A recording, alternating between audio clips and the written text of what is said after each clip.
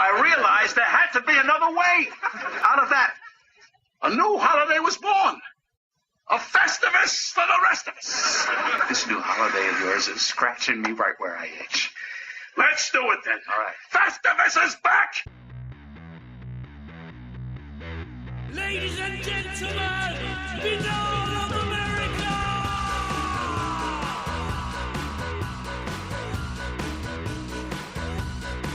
The world is, it's got its trouble points about ufology, one of them being that the nasty, noisy negativists are really beating on it, not with facts, but with fiction.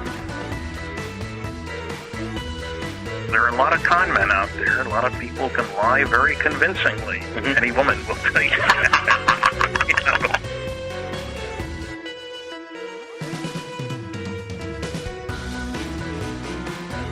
Interesting sevens. I'm 77 this year, and this is your seventh show. That tells you something. I don't know what. Yeah, I'm not sure what yet, but we'll have to find out. And now, ladies and gentlemen, it's the Banal of America Audio Holiday Special, featuring Stanton Friedman. Happy holidays! With your host, Tim Banal. What is going on, my friends? This is Tim Banal of BanalofAmerica.com with the 7th annual BoA Audio Holiday Special. That's right, folks. It is time once again for the Yuletide tradition like no other, our annual celebration of the holidays featuring the iconic father of modern-day ufology, Stanton Friedman. I hope all of the amazing BoA Audio listeners out there are having a fantastic holiday season. Personally, I am thrilled that this tradition has reached its 7th year. I am just stunned at the longevity of this holiday special and how it just keeps getting bigger and bigger every year. And this year, my friends, is no exception. It is a jam-packed conversation covering just a myriad of topics. Let me give you the rundown. We're going to get an update from Stan on his travels of the past year. He's been to Saudi Arabia, Poland, Brazil, and all over the United States as well. He's going to talk about those experiences. Beyond that, he's going to give his take on the recent spate of disclosure petitions circulating within ufology over the last few months. He will respond to the Skeptical Inquirer's recent debunking of the Exeter case, and we'll get his take on one topic we've been talking about on the program for quite some time, the apparent malaise that has afflicted ufology in recent years, and he'll also touch on the ignorance of academia when it comes to the UFO phenomenon. Then, of course, we turn the program over to the BoA Audio listeners for our traditional Ask Stanton Friedman mailbag. And this year, we feature a whopping 23 questions from BoA Audio listeners that cover such diverse topics as the world economic crisis, the Bentwaters incident, the Fukushima meltdown, ball lightning, the Betty and Barney Hill case, and the Higgs boson particle. And that's just scratching the surface of the BoA Audio listener questions. Of course, we covered tons and tons more. Altogether, it is one of the most anticipated and beloved episodes of the year as we once again welcome the father of modern-day ufology, Stanton Friedman, and celebrate the holiday season in style. For those of you who are unfamiliar with Stanton Friedman, please crawl out from the cave in which you live and let me give you the bio on ufology's great one. Stanton Friedman received BS and MS degrees in physics from the University of Chicago in 1955 and 1956. He was employed for 14 years as a nuclear physicist for such companies as GE, GM, Westinghouse, TRW Systems, Aerojet General Nucleonics, and McDonnell Douglas on such advanced, classified, and eventually canceled projects as nuclear aircraft, fission and fusion rockets, and nuclear power plants for space. He has provided written testimony to congressional hearings, appeared twice at the United Nations, and has been a pioneer in many aspects of ufology, including Roswell, Majestic 12, the Betty Hill Marjorie Fish star map work, crashed saucers, flying saucer technologies, and challenges to the SETI silly effort to investigate cultists. He is the author of the books Top Secret Magic and Crash at Corona, the definitive study of the Roswell incident, and his magnum opus, Flying Saucers and Science. Additionally, he is the co-author, along with Kathleen Martin, of 2 books, Captured, about the Betty and Barney Hill abduction case, and Science Was Wrong. His website is www.stantonfriedman.com, and let me spell that one for you, folks. StantonFriedman.com.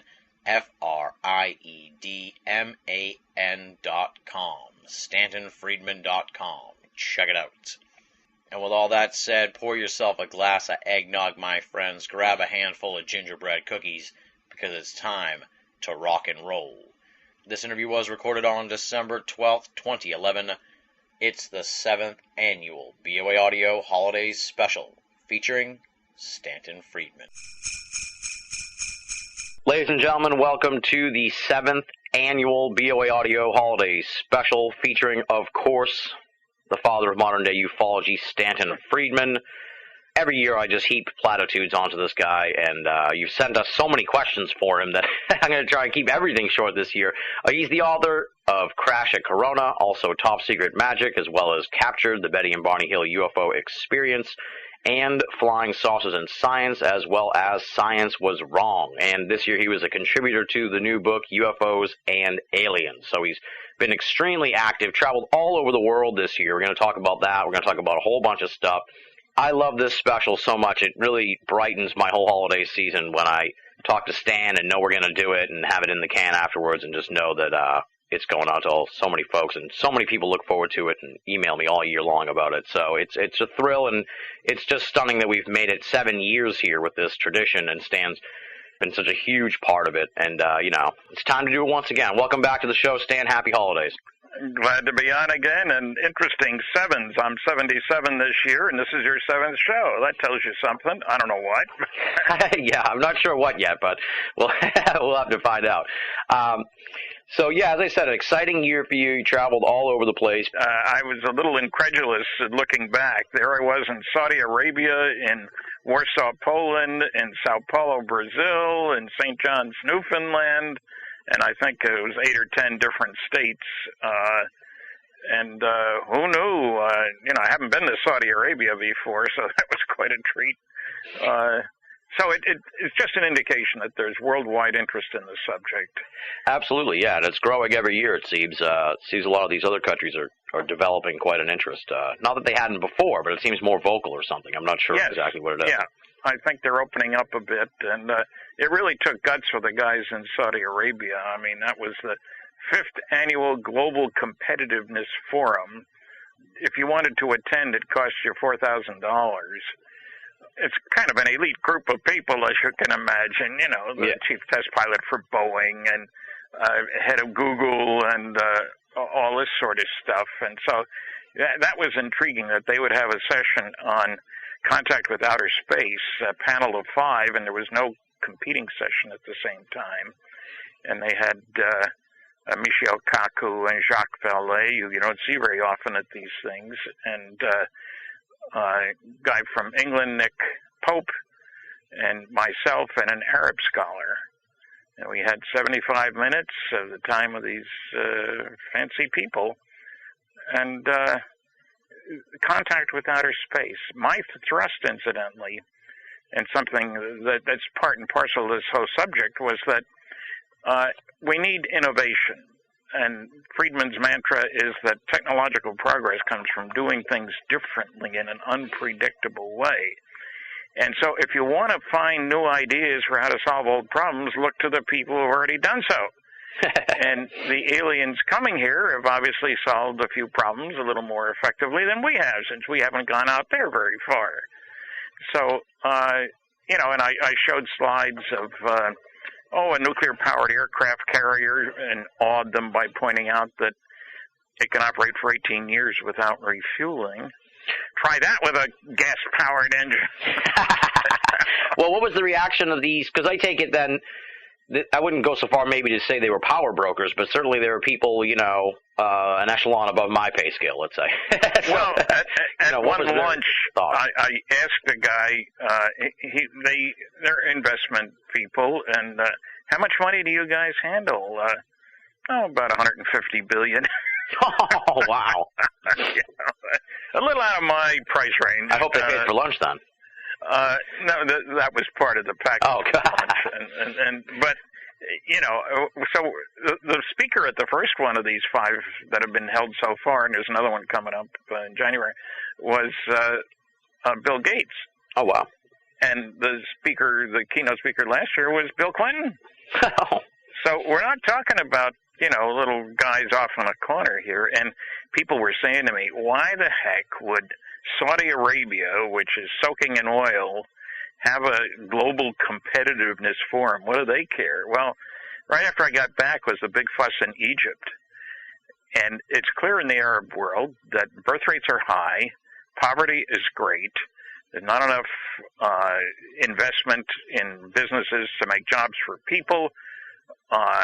They need to do something to keep the natives from getting too restless, so to speak. Mm-hmm. As you saw what happened in Egypt and Libya, and there are still things going on in Syria and other places. And so I was pleased to see that women were getting seemingly a fair shake, which is unheard of in that part of the world. Mm-hmm. Yeah. There were women participants. They were non-discriminatory. I asked before I went, I sent them a note, said, people are wondering if I'm crazy for going there. I mean, you're Jewish, Stan. Have you forgotten? No. So I sent him a little note saying, is there a problem? I don't want to go all that long way and have somebody saying you can't come in the door. Yeah. And I got a note back saying, no, there's no problem. We've had many Jewish participants, and there was no problem. And people forget Arabs and Jews are both Semites. And it could have been, looking around the room, it could have been a cousins club from my father, because he could have passed if he was there as an Arab. And it was very interesting that guys at this level are taking a subject like this seriously. Yeah. And so you have to respect that. Now, Warsaw, Poland, I'd been to Poland before, but I was brought in by the Polish UFO Society, and they wanted to know what I felt about Warsaw, and it had changed. When I was there, the Russians were in charge, and it was a drab, blah place. And we were at a shopping mall. They took me out, and we went to other places, and it's modernized. It's going on, and there was a good crowd. And no, I don't speak Polish. They had an interpreter there. But, there were people asking questions and stuff. So that was interesting. I've been to Brazil before, and I knew about their interest. Good crowds, variety of people. You just sense that the rest of the world is kind of wanting to get involved in this subject. Yeah. And I found a new wrinkle twice this past year. I spoke at paranormal conferences at casinos. Oh, nice. So you got the casino circuit on the horizon then. Well, it would be nice. I mean, all they want to do is bring people in to spend money gambling, of course. Yeah. But it's a nice place, and the hotel's part of the casino. You don't have to go very far, and quite an attraction. So I was intrigued by that, a whole new approach. And I don't mind being part of the paranormal crew, if you will. So that was interesting. And then, of course, there was MUFON and Roswell. And, I don't need to tell you that New Hampshire had several events. That's right, yeah. Yeah, I went to 3 drastically different events in New Hampshire this past year. One was the 2nd annual Exeter UFO Conference. And we'll have to talk about a new explanation for the incident at Exeter. Off-the-wall explanation, but we'll get to that. The second was the 50th anniversary celebration of the Betty and Barney Hill case at Indian Head, and Kathleen Martin and I both spoke, and they've already announced there was such good interest that they're having a second great. 50th anniversary, if you will, this coming September at the Indian Head Resort. And again, it's an indicator they were full of capacity, And so people are interested. We were on a bus, went around to where the events took place, and all that stuff. Oh, nice. I might have to check it out next year, yeah. And the third thing I did was quite different. Krista McAuliffe and Alan Shepard, Discovery Center. You remember Christy? She was the school teacher on Challenger. Yep. And so they brought me in, and I talked. They have kids coming to these places, of course. Yeah. The school bus tours, so to speak. And so I talked to a bunch of not 3-year-olds, third graders, close, and fifth graders, and that was kind of interesting too, as well as an evening program that night. So nice. And it's not they have any money, but at least they cover my expenses. And I look upon her as a hero. Krista McAuliffe, and certainly Alan Shepard, our first man, one of the first in space. And so I think we need to do homage to these people, and the kids need role models. And people like these are good role models. So yeah, absolutely. So it's been, now in contrast, for example, there was a MUFON group in Pittsburgh, and we had 2 days. One was UFOs and one was Bigfoot. And great crowds, hundreds of people each day, and they were wanting books signed and all this kind of stuff. And it was a going home week. I did a program on KDKA Pittsburgh. Which nice. In a big old station. Well, it was because of them that I gave my first lecture and my first radio appearance about UFOs and stuff. So it was going home week. I lived in Pittsburgh for 3 years, and this dates back to the late 60s, you understand. But I've been around a long time. So. Oh, yeah, I'm well aware of the Stan Friedman mythos. Yeah, it's been a hectic year, and people say, when are you retiring, Stan? And I say, why should I retire? I like my boss. I like what I'm doing. What would I do as long as I'm healthy and can do what I've been doing? Traveling does get rugged sometimes. Let's have at it. And as long as people will come out, why should I stop? Exactly, yeah. Now, when we were setting up this interview, and even just now when I got you on the phone to get going here, you had a lot of opinions on this White House petition story that's been going around. So let's hear what your take is on this. Well, okay. I didn't sign the first one, the PRG, Steve Bassett's, because I thought it was badly worded, and because I disagree with the fundamental notion that everything should be declassified. I worked under security for 14 years. There's a darn good reason for security, to protect national interests. And I really don't think we should be putting out anything we've learned from, call it back engineering if you want, of UFOs, unless the Russians, the Chinese, and everybody else is putting out what they have. Yeah, exactly. Now, is this the PRG one? Is that the one that got a response on yes. the Okay, just so make sure. Now, I also did a column. I do a monthly column for the MUFON Journal, and I won't say monthly, but occasional column for UFO Magazine. It doesn't come out every month. So, and pointing out the problems with the White House response, even though I didn't like the petition, but the guy who wrote the response, the Office of Scientific Policy, something like that, said they're not hiding no information is being hidden from the public. Now, that is an absolute lie.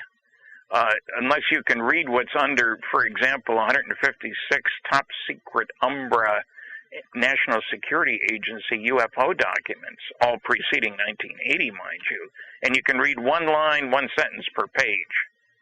The rest is being hidden. I don't care how you slice it. Yeah, exactly. And the CIA, there are some top secret Umbra documents.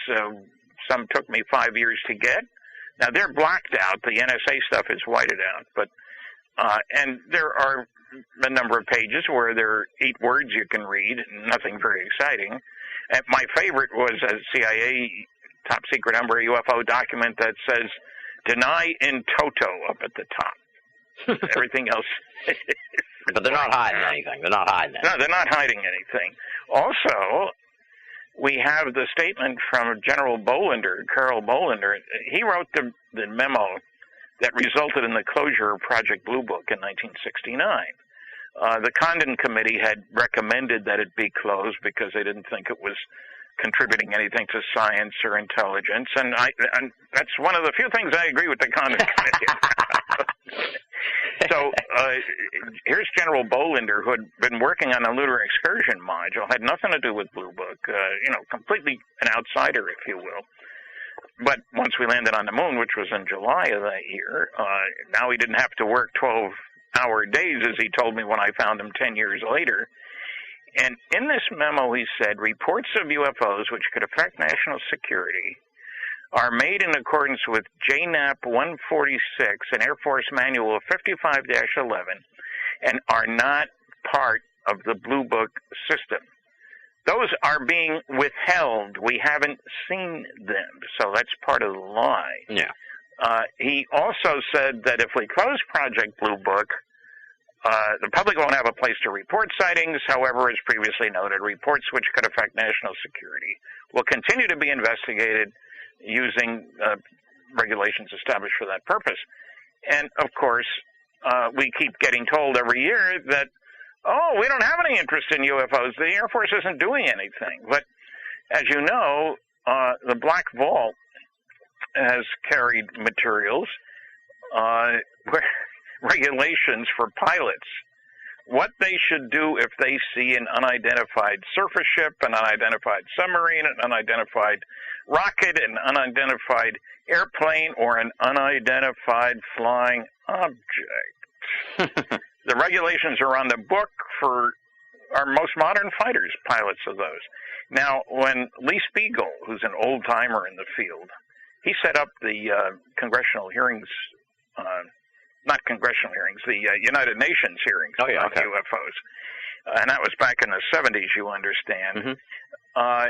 And so Lee is writing for Huffington Post, the Weird Desk. It used to be AOL, but Huffington bought them out. And so he got copies of those regulations for pilots and filed a few requests under Freedom of Information, and all of a sudden those were removed. So they responded all right. They got rid of everything. So to say that there's nothing being hidden, is a flat-out lie as far as I'm concerned. Yeah. And so I wrote a column about that. Now, as you know, there's a second wave coming on. Bryce Zabel and Richard Dolan have combined, and I'm backing them up, if you will, on a new petition. And it's interesting. Originally, it took only 5,000 signatures to have the petition to be considered by the Office of Science Policy. Now it takes 25,000. Oh, wow. Hey, we made it too easy. We got to make it tough for these guys, So the new one asks that there be a special agency set up to consider sightings by pilots and astronauts and people like that. Right. And also to have access to classified stuff. And so I've signed that one. We know they have certain things. Let's ask for them. If they don't want to release them, don't tell me you don't have it because you said you had it. Exactly, yeah. Trip them up at their own game, in a sense. Yeah, whether anything will come of this, I don't know. And if you go to White House petition someplace on the Internet, you'll find these Bryce Zabel, Richard Dolan. Yeah, probably afterdisclosure.com. I bet they have it at their website. So. Something like that. Yeah. That would be it. And so it'll be interesting. It's not that I expect much to come out of this. People say, why are they still lying? When it was a particular case where the Air Force was lying, I said, look, there's one good reason for lying. It works. There's the New York Times still defending the ain't nothing to it attitude. And so if you convince them, what difference does it make whether most people think you're lying? It doesn't at all. They're protected. Exactly, yeah. It's and it's a game people play, but if we could find the Woodward and Bernstein of the UFO scene, that's what we need. All the president's men and then some. Indeed. Yeah. Well, I don't know if you're familiar with the new book, UFOs in Wartime. It's by Mac Maloney. I just interviewed him for the show, and it's just...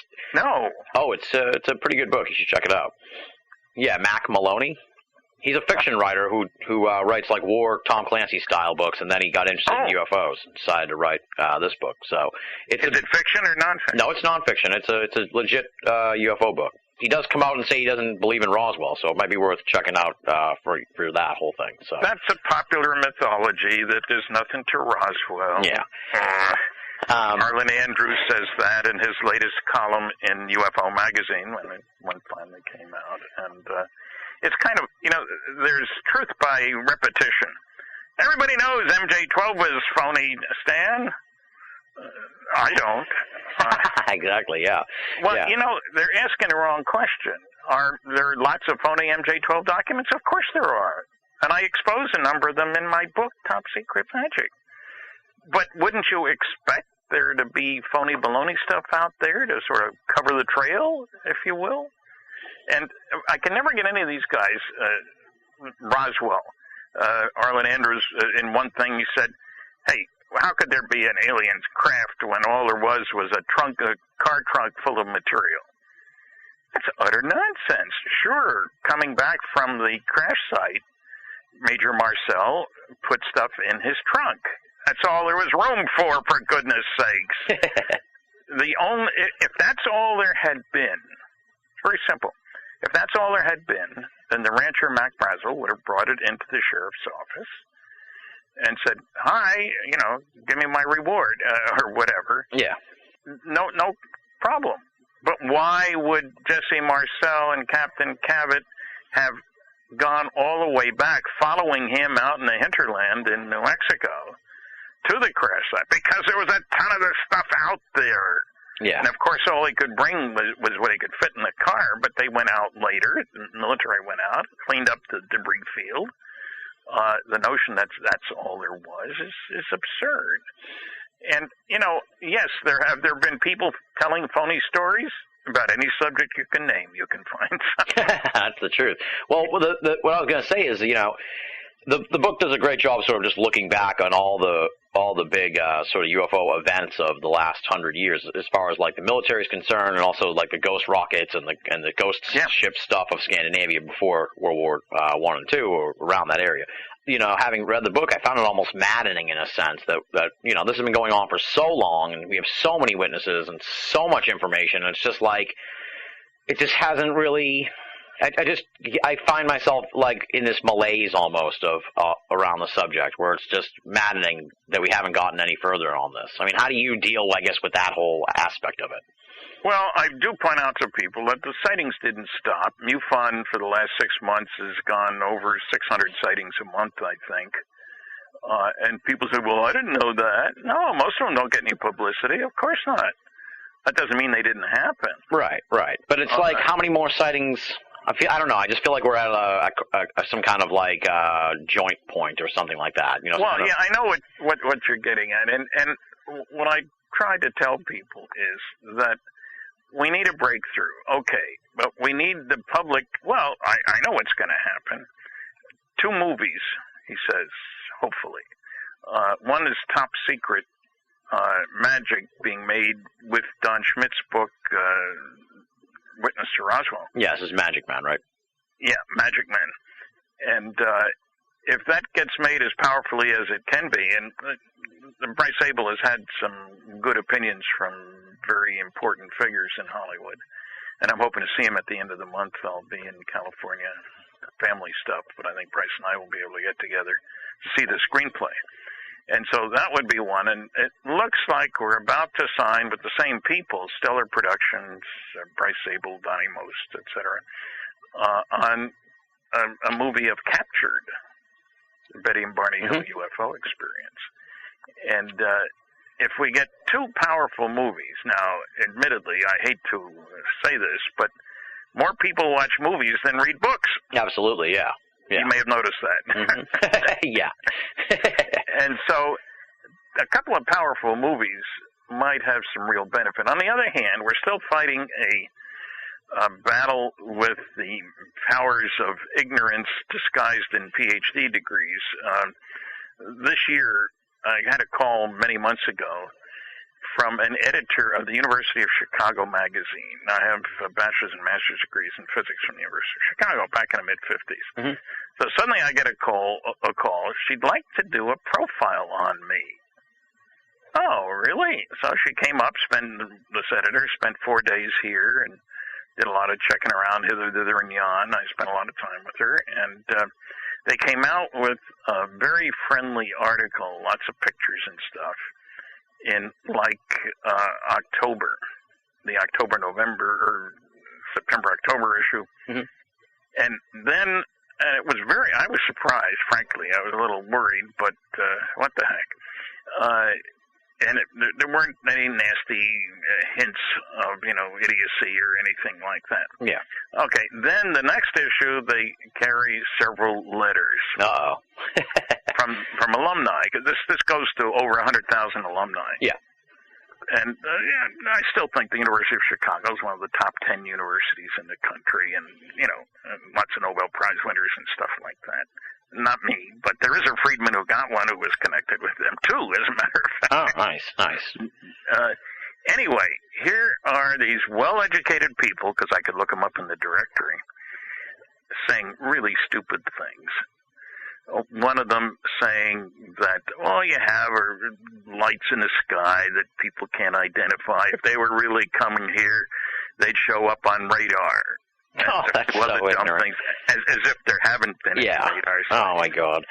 And there's another guy, she quotes me as talking about every advanced civilization will find out about nuclear fusion because that's the process that generates the energy in the stars. All the stars, everywhere, billions and billions of them. It's not a massive burning gas. Now, we figured it out in 1938. We set off our first H-bomb in 1952. It didn't take long. And as soon as you have fusion, you have the capability of going to other stars because you can get particles out the back end that have 10 million times as much energy per particle as they can get in the dumb old chemical rocket. Anyway, here's a guy writing in, I think he had a PhD, as a matter of fact. The reason, that's nonsense about fusion. We haven't been able to produce a power plant using nuclear fusion. And I've written a response, and the whole point is there's no connection between fusion for deep space propulsion and fusion for power plants. The example I give, I worked on nuclear fission rockets. Fission is what goes on in those central station power plants. Mm-hmm. These huge things. Okay. The fission nuclear rocket engine, the biggest one, was built by Los Alamos, less than 8 feet in diameter, but operated at a power level of 4,400 megawatts. That's twice Grand Coulee Dam. Oh, wow. Something to compare it to. The exhaust temperature was over 4,000 degrees. It has nothing at all to do with a big fission power plant or a nuclear submarine or those aircraft carrier nuclear propulsion systems. So, it's a dumb comment from a smart person. And there were several others that were inappropriate, let's say. Yeah. As you might expect, the basic rules, don't bother me with the facts, my mind's made up. Yeah, we got to change those minds. That's the challenge, right? What the public doesn't know, I'm not going to tell them. And if you can't attack the data, attack the people. I got attacked for promulgating nonsense for 4 decades and making a good living at it too. What can I say? So it's an indication of the ignorance at the higher levels of our society. Partly, I think, because of arrogance. If this were true, I would know about it. Yeah. I'd have taken 3 courses on it in my 3rd year at college or something like that. Yeah. So those problems are still there. And you don't get rid of those very quickly. But I'm still an optimist. And, I have to mention the new explanation for Exeter. Oh, yeah. We don't want to forget that because people wonder. Now, Exeter, as you know, a small town in New Hampshire, famous sighting in 1965, where a couple of police officers and other witnesses observed this very silent, very large, bright red lights on it object over a field just outside Exeter. Scared the heck out of the guy at 2:30 in the morning or so. And there's a whole book, Incident at Exeter, and it's discussed in a number of places. Jerry Clark's UFO Encyclopedia has an outstanding article on it. Well, comes the Skeptical Inquirer this month, and they have solved this cold case. Now, knowing the people, you might expect how they solved it by misrepresentation, etc. Dr. Joe Nickell of the Committee for Skeptical Inquiry, and James McGaha, retired Air Force pilot. And they came up with an explanation. They don't know why nobody thought of it before. Of course, people did. A refueling operation, a KC-97 refueling RB-47s. It's not far from Pease Air Force Base. And the trouble is, one of the police officers spent 4 years in the Air Force, including a lot of work on refueling operations. They made a big point of the fact that in the original investigation, it was clear that what was scary was this thing was silent. Now, anybody who can tell me that a KC-97 tanker and an RB-47, A, would operate within 200 feet of the ground, refueling in a heavily treed area, would recognize that makes absolutely no sense. B, it couldn't possibly be silent, especially if you're familiar with airplanes and stuff. At 2 o'clock in the morning, boy, one heck of a lot of noise. And it hung around in a small area, dipping behind the trees and stuff, for about 15 minutes. Now, that is totally out of keeping with a KC-97 and a B-47. So they don't bother to mention that the guy had worked on refueling and give other important data. So this is research by proclamation. Yeah. And I'm sure there'll be... I understand it's already appeared in several newspapers in New Hampshire. Oh, God. So you got to play catch-up with the nonsense. Right. I should give you another example. Joe Nickell, who was chairman or was chief investigator for CSI, all his 3 degrees are in English now. He's not a scientist. At the 50th anniversary of Roswell, he was on being interviewed in Los Angeles. I was in Roswell, and we could hear each other. We couldn't see each other. His explanation for Roswell was very straightforward. Some PR guy made up this story to get attention. I immediately said, "You don't know his name, do you?" "Well, no. Well, I've known him for almost 20 years, and the notion that the PR guy of the 509th, the most elite military group in the entire world, I mean, they dropped 2 atom bombs on Japan. The last thing they want is attention. Well, and he'd have been in the brig in, 2 minutes. Yeah. I mean, it just doesn't work that way. Well, the interesting thing is you fast forward about 9 years, and they had a front-page story on the Skeptical Inquirer, Science and UFOs, and there's Joe giving his explanation for Roswell. An unnamed PR person put out an unauthorized press release. Same nonsense, total nonsense. But don't bother me with the facts. My mind's made up. So, and I debated McGaha. He's got his own little observatory down there in Arizona, Air Force pilot. We debated at Middle Tennessee State University. And it's available on DVD from my website, www.stantonfriedman.com. And unfortunately, they didn't take a vote. We had a packed house and a moderator, the whole fancy stuff. But anybody can watch it, and they can tell me who won. And again, it was don't bother me with the facts. My mind's made up. Well, the frustrating part, too, is they get on you for, making money off of this or having this as your career or whatever. But, you're trying to get to the bottom of this. You're trying to, actually solve this mystery. But these other guys, these professional skeptics, they're making a living just outright lying to people. They don't care. That's the scary part, It's that's right. And if I'm being complained about because I get paid, and Carl Sagan and I were classmates for 3 years at Chicago.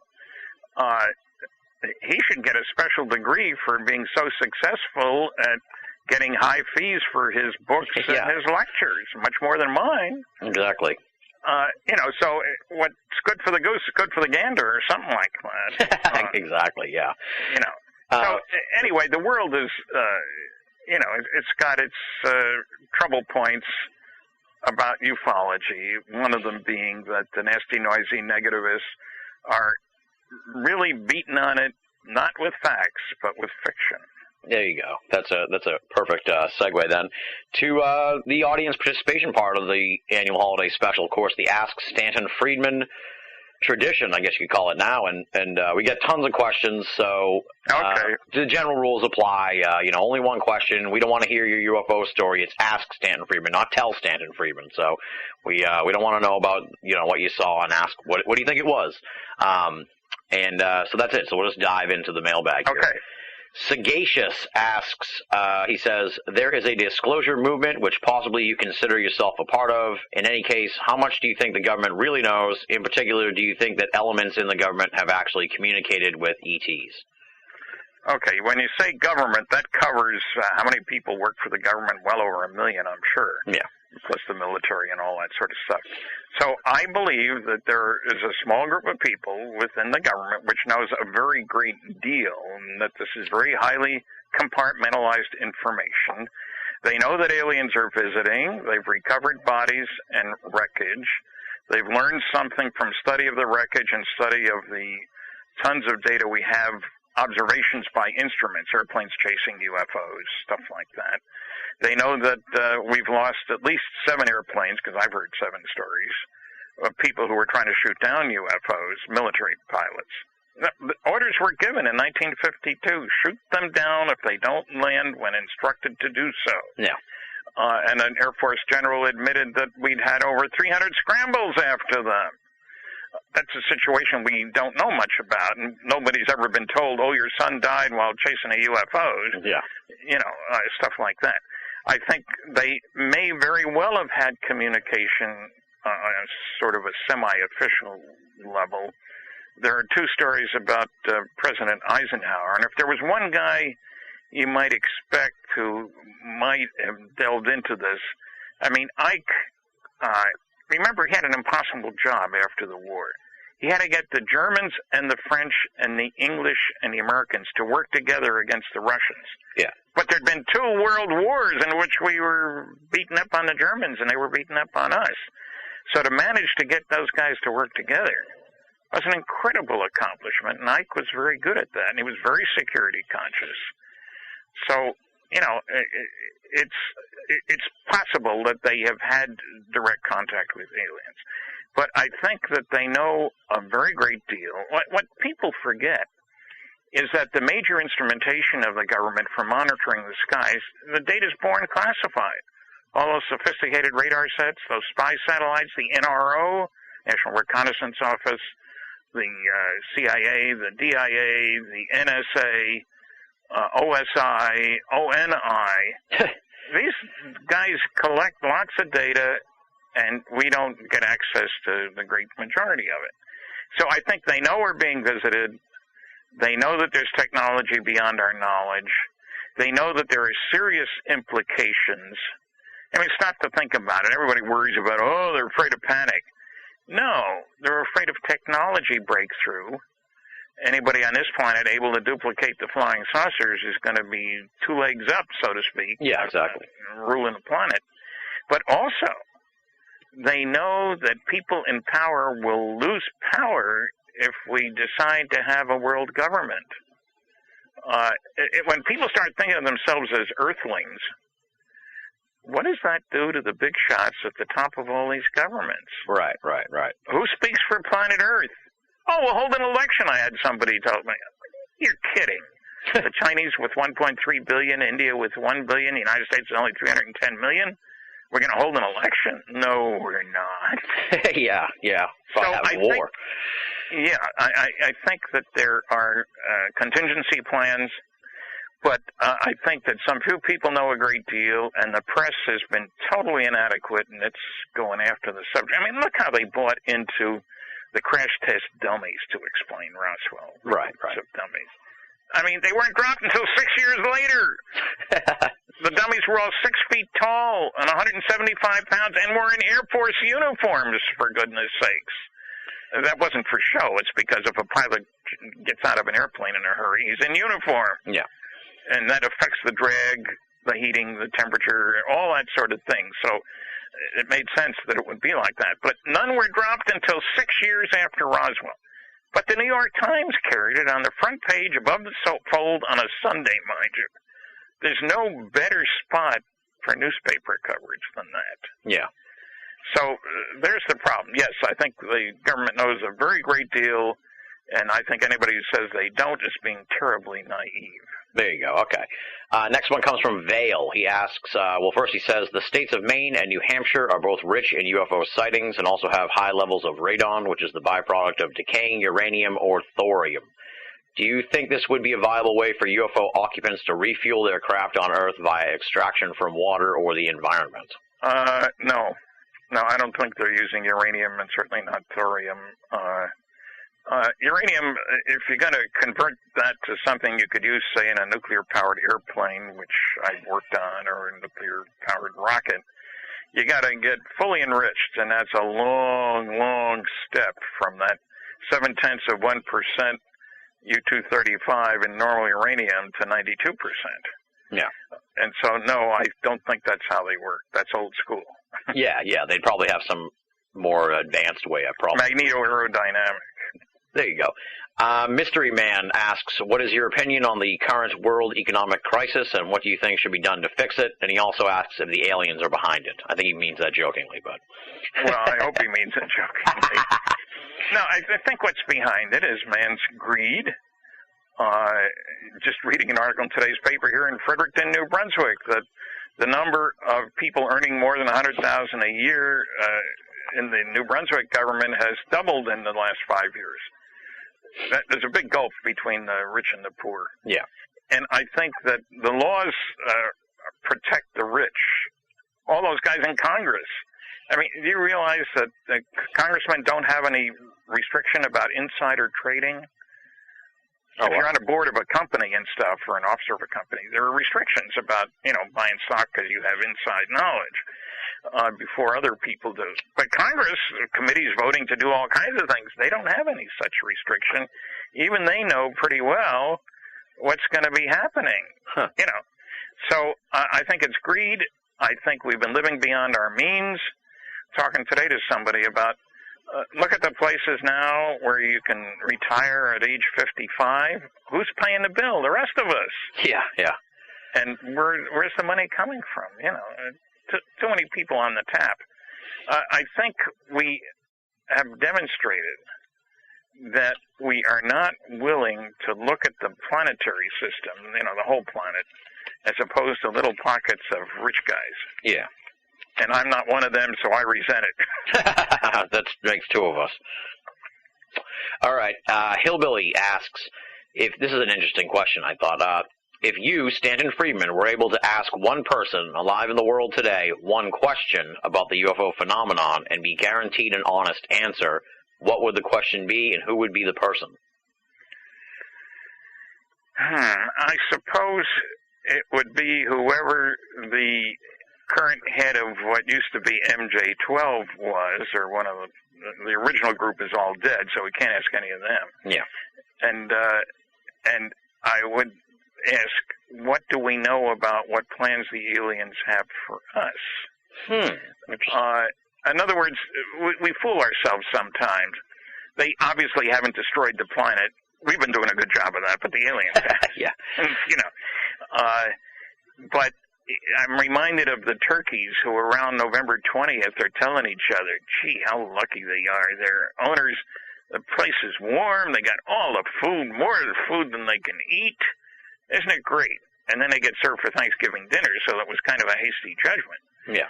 So I want to know what's in store for us. One of the things that worries me, I believe that from an alien viewpoint, we're a primitive society whose major activity is tribal warfare. And I think they've been terribly patient with us.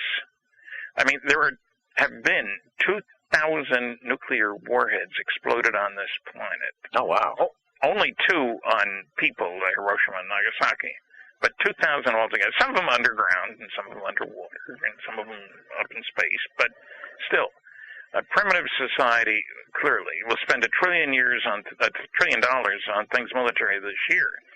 So I've been rather shocked at their patience let's wipe the slate clean. I jokingly say maybe this is the devil's island of this corner of the galaxy, and they dumped all the bad boys and girls here. Yeah. That's why we're so nasty to each other, and they're going to say, hey, let's start all over again. People forget the Australians take great pride in their ancestors being convicts. Yeah. They do. Yeah. That surprised me. Okay, I think that's an interesting answer, and I appreciate that one a lot. The next guy is Locks, and he says he's a former Fredericton resident and a Friedman fan since 1974, so he's a long-time fan of you.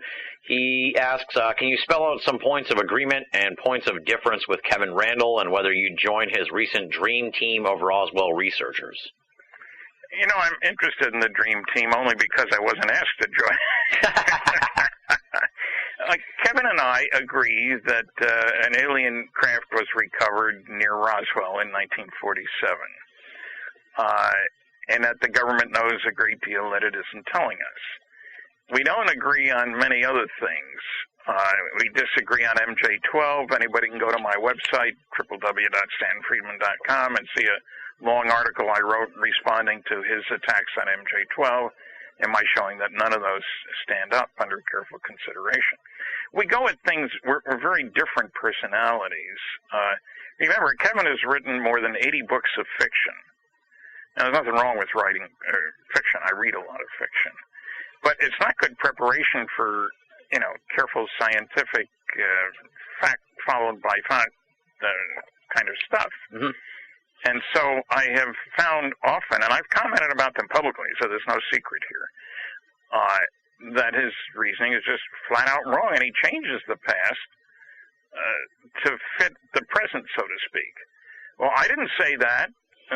He has his book. I'll show you. We had a discussion down in Roswell, and he goes to the section. I said, Kevin, read it again. You did say that. And he reads it a second. No, I didn't say that. I said, Kevin, it's good English. There's no problem with what you said. Well, that's not what I meant. I said, Kevin, I'm a physicist, not a psychic. I have to go by what you said, not by what you intended. Yeah. And so the same thing came up. One of his big argument in his book, Case MJ-12, against the MJ-12 documents, was that he's called Admiral Hillenkoetter. Mm-hmm. But he was only a vice admiral or a rear admiral, I forget which, doesn't matter. So the document must be a fraud. Later on, when I pointed out that it was standard practice from documents at the Eisenhower Library to use generic ranks, that wasn't an important argument. He himself said it was his biggest argument.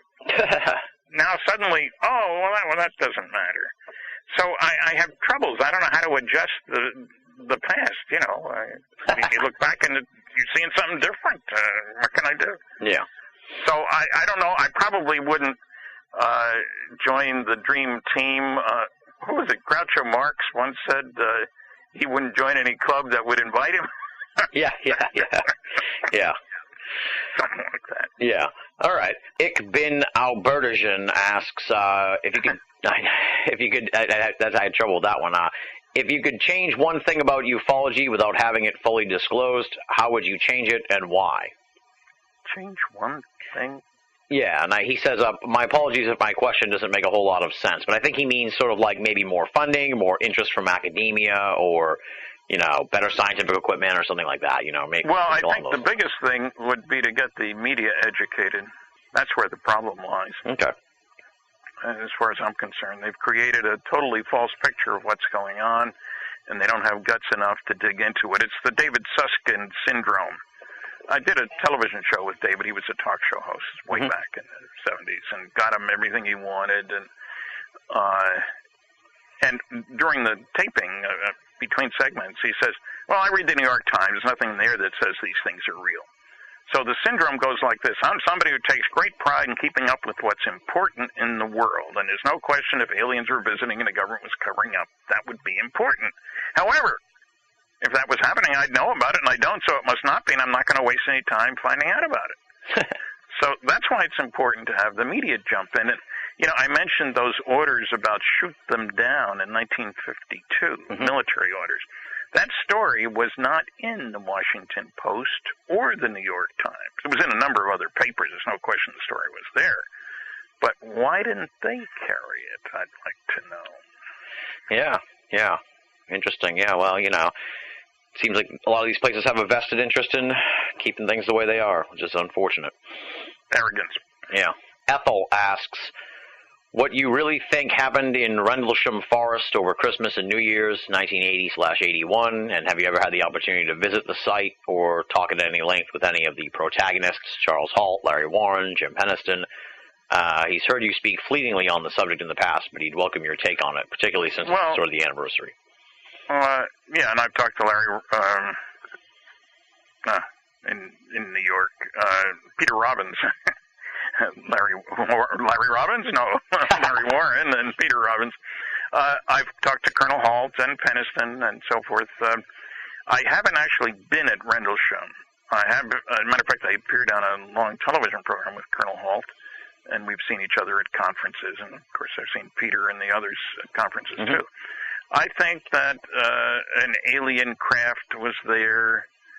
There were nuclear weapons stored there. I can see why they might be interested. I do not think it was the lighthouse light. And I was involved in a program, Tim Good was there too, as a matter of fact, in England. And we were talking about the fact that, and Colonel Holt was on the program, that radiation was measured and so forth. And it was amazing how people didn't want to hear about the facts about the case. The opposition didn't. There was sort of a debate. Yeah, I'm satisfied it happened. Does that mean everything everybody has said on the pro side is true? Probably not. But Colonel Halt, after all, is a very respectable military officer who had absolutely nothing to gain, and whose name was put out there only because somebody found it in a document in the U.S. It's a long story. So I think it was an important case because of the official involvement, and we've never seen the backstory. That is to say, what went on afterward, what documents were sent to whom about what. Yeah. We don't know at all. So I think it was a darn good case. Yeah. This talk about the nuclear weapons at Rendlesham makes me think of something that goes back to the conversation I had with Mac Maloney about these UFOs in wartime. It's interesting you don't see, you get these countries like Pakistan that has nuclear weapons and stuff, and it's interesting that you see, and stuff like North Korea and Iran, they're sort of on the cusp or whatever. It's surprising you don't see these countries sort of disclose the UFO thing if they get the kind of interaction that these other nuclear countries do. So you wonder, what do they have to gain? I guess it's upsetting the apple cart. If you're, that's right. If people in power want to stay in power. So so even if they think that it'll mess up the rest of the world, it'll still mess up them. So they don't want to shoot themselves in the foot. Well, it is interesting. Bob Hastings with nukes and UFOs. Yeah. All these cases, it's kind of nice that we have these examples of them putting a stop. I mean, shutting down 10 Minuteman missiles sure taught somebody a lesson. Yeah. And that case where Dr. Jacobs, where they had the new camera and were filming a missile going down the coast, California there, and inadvertently didn't realize until the film was shown, saw this UFO approach the nose cone.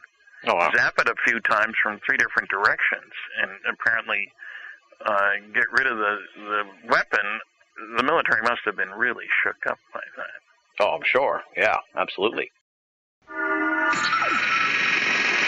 Pardon the interruption, but I'm Mike Wilbon. Just a few more days until Christmas, Tone. You been naughty or nice? I'm Tony Kornheiser. I've been Jewish. Let me sort of ask this one more time. Right. Naughty or nice? It doesn't really matter, does it? If Sure. I've been naughty or nice? Sure, because you never know what other presents you might get or be denied. I've been nice. I've been really, really nice. Something from Perkins. You have been naughty. There are pictures of you. It's the Banal of America Audio Holiday Special, featuring Stanton Friedman. Happy holidays. It's the one night of the year when we all act a little nicer, we smile a little easier, we share a little more. For a couple of hours out of the whole year, We are the people that we always hoped we would be. Have a Merry Christmas, everybody. Next email comes from, this one's Mark in Sheffield, UK. So we got another UK listener who has a question. He says, or he asks, do you notice any difference in the opinions and specific interests of the audiences whom you address in different countries? For example, the USA versus the UK. And I found that interesting as well, because as we said here earlier in the show, I mean, you've been to Poland and Brazil and Saudi Arabia this year, too. So. 18 countries altogether besides the U.S. and Canada, and all 50 states and all 10 provinces. You know, surprisingly, I don't notice a lot of difference. And people expect that because I come on so strong, Flying Saucers Are Real is the title, or Flying Saucers in Science, that I must get a hard time. And I don't. I've had 11 hecklers and over 700 lectures, and 2 of them were drunk. And the audience took care of the others. So I find there's great interest all over the world. I'm thinking of Warsaw, Poland, and this is by translation, no less. I even get them laughing in the same places. In translation, of course. Yeah. So I find that I've spoken in China. I've spoken in Australia and South America and South Korea, not North Korea. That would be interesting. Oh, boy, yeah. And I find that people are interested. They are concerned. There are different levels of willingness to talk in other countries, I'd say, you know, where the governments have a tighter rein on things. But I find interest is truly worldwide. Hong Kong, I mean... Now, what about the media coverage of your appearances? You know, is that any different? I would say no. I don't see a lot of it. Often there is no coverage. Strange. And the coverage I do get is usually fairly decent. Nice. Okay. They don't know a lot, the people who write the articles, but they treat me fairly, which is all you can ask for. Right, exactly. Jeff Finn, who I presume you know, he's the maker of Strange Septembers. Yeah. Awesome, yeah. He wants to know what it's like to be the Elvis of ufology. That's the first time that expression has been used. I'll tell you, I do get recognized at airports, for example, as far away as Brazil. Oh, wow. It's kind of a shock. I thought maybe this is a detective, and what did I do wrong here? You know, it comes up to me. I'm in the duty-free shop, Mr. Friedman. Oh, no. Yes. He'd seen me on a television program, I guess. That's one thing that did surprise me. Some of the programs go all over the world. Yeah. And when I was in Saudi Arabia, people there had seen me on Larry King. Oh, wow. And the same in Poland, they had seen me on shows. So there isn't a lot of difference. It's nice to be recognized. I have never had anybody, you know, automatically give me a hard time. Yeah. And they're nice. It is good to find that people will recall you. They don't always know your name, but they remember seeing you on. Didn't I see you on? Or I recognize. You know, the guys who have good memories are the customs people at airports. Oh, yeah? Apparently they get training in facial recognition or memories or whatever, and they recognize me. They don't give me a hard time. That's not a knock on them. But so I find that it's good. I wish more of them would buy my books. You heard that, folks. It is the holiday season, so go out and get some of those books. All right, so Kevin, I guess we'll sort of leave out the last names for the folks who posted on Facebook, so just to be safe. So Kevin L. Wants to know, do you still not believe Bob Lazar's story? I still do not believe Bob Lazar's story. There's an article on my website about fraud in ufology. And there's no question, Bob didn't go to MIT. He didn't go to Caltech. He is not a scientist. He worked for a subcontractor at Los Alamos. He made a number of claims which simply aren't true. He identified somebody as in the physics department at Caltech. Well, I tracked the guy down. He never taught at Caltech. He taught at a place not far from there, Pierce Junior College. Not far mileage-wise, very far intellectual-wise. Yeah, well, nothing's changed in the last year that would change your opinion anyway, No. so, right? So we haven't seen any news. Now, Bob is a bright guy. He's moved to Michigan, last I heard. He ran a company called United Nuclear. And I've never said he was stupid. He isn't stupid. On the other hand, he's lying about himself. And why should I believe anything else he says, especially when at one point, for example, he said Los Alamos had 500 pounds of element 115. It's got a half-life less than a second. There's no way to gather 500 pounds of it. Yeah. It just doesn't compute. Okay. So, no, Bob is not telling the truth about Bob. There you go. Lobo asks, why, after all these years, are we still no closer to an answer as to the origins of the ships? He puts ships in quotes. Well, okay, if you read the book Captured, I'd say we know that some of them originate from a planet around Zeta 1 or Zeta 2 Reticuli, two stars in the constellation of Reticulum. And it's relevant to the present talk about this Earth-like planet, I put that in quotation marks, which is 600 light years away going around a star. We can't say it's Earth-like. It's only 2.4 times the diameter of Earth, but we don't know what its specific gravity is, so we don't know what its surface gravity is. We don't know whether it's a rock or gaseous or whatever. Yeah. There are all kinds of things we don't know about it, but that's 600 light years away. Zeta 1 and Zeta 2 Reticuli, which have the advantage of having another sun-like star only an eighth of a light year away, and being 1 billion years older than the sun. So I would expect they're the hub of the local neighborhood interstellar travel society, if you want to put it that way. And what difference does it make where they come from? I think that there are loads of civilizations out there. I mean, Frank Drake, a couple of years ago, was saying there might be as many as 8,000 places in the galaxy using the Drake equation. Oh, wow. Where there might be signals able to be originated, awkwardly put, but you get the idea. Yeah. Now, with the Kepler data, there are planets all over the place, and they're suggesting there might be as many as 8 billion places in the galaxy. So the kicker here, and this is fascinating to me, is the fact that we act as though nobody beat us to the punch on any of this new technology. Yeah. We're doing Kepler now, and I'm a great admirer of Kepler. I did a monthly column on it for the MUFON Journal. I really, it's a neat piece of work, a darn good piece of work, and it's working fine. And I really kudos to them. However, I can't find any reason to say that there weren't others doing that 1 million years ago. Make it only 100 years ago, so they already know where everybody is. Right. I think there are libraries in the neighborhood that say, here are the places that have civilizations, here are the ones that have beat the heck out of their planet, here are the ones that have joined the Federation and pay their dues every year, and you can go there for vacations if you want. I think this has all been known for a long time. Why do we think that nobody beat us to the punch? I don't understand that. I mean, I don't use the slide rule anymore. Exactly. Yeah. Well, it goes back to we refuse to believe that the Earth revolved around the sun. For it's like the human condition is arrogance. You mean it does?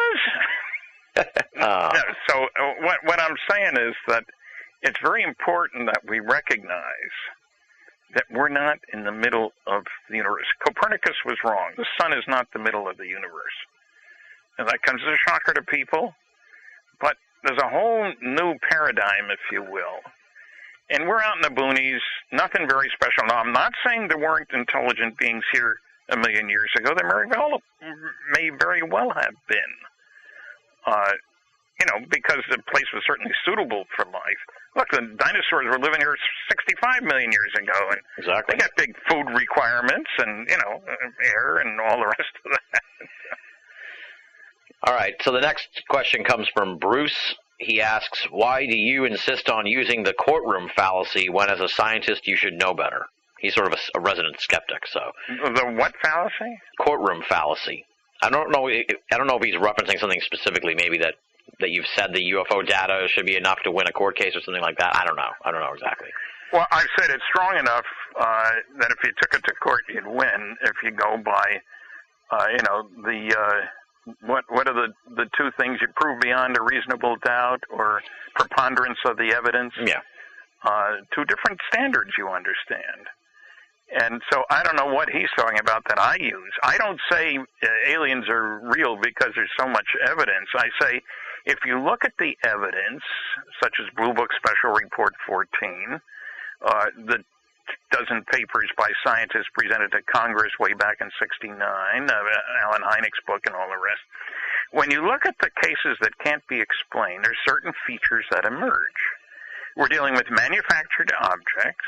Clearly, we're not talking lights in the sky. I don't care about lights in the sky. Whose behavior indicates that they couldn't have been made here, because if they were made here, they would be used in military situations. Right. The only reason for developing advanced flight technology is military, for goodness sakes. Look around the planet, $10 billion for stealth airplanes and all that stuff. Since when we built the stealth, we used it in the next war to come along. I mean, there'll always be more wars, but yeah. So if they weren't built here, they were built someplace else. That doesn't say where, it doesn't say why, it doesn't say how, but manufactured objects coming from off the Earth that makes them, by definition, interstellar originating, if you will. Yeah. So you don't need to have, if you have a murder, just because you don't have the killer in hand doesn't mean there isn't one. Yeah, exactly. The guy's dead, damn it. Okay. Steve asks, Fukushima, how bad is it really? That story has been dropped off the map completely. How much contamination are we getting?